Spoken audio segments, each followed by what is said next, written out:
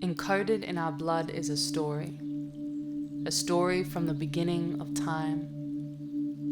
White man called this dreaming, with his head in clouded books, using language that speaks to flesh and not spirit, told it as fiction and not truth. He'll have you believe it is no longer in existence, lost through the colonial genocide. What once was there is no longer, and what is no longer cannot be revived.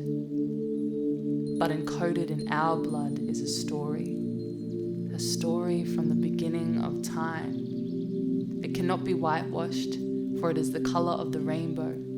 It always will be, just as it always was, and what always is can never die.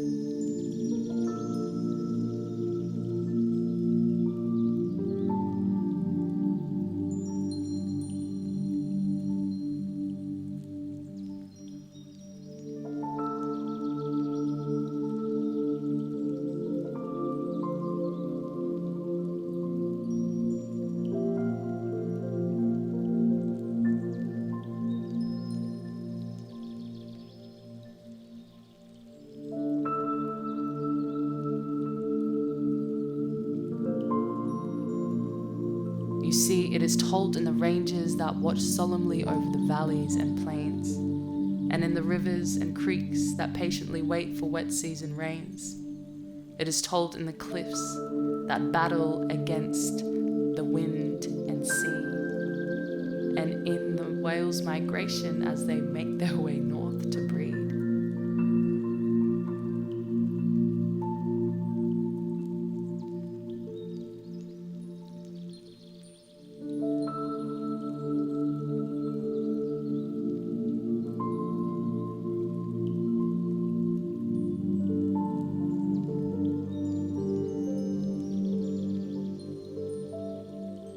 It is told in the mountains erupting from the earth, and in the humble caterpillar preparing its cocoon for rebirth. It is told in the flame that flits and dances in the dark, and in the stars that protect and guide us from afar. Encoded in our blood is this story, a story from the beginning of time.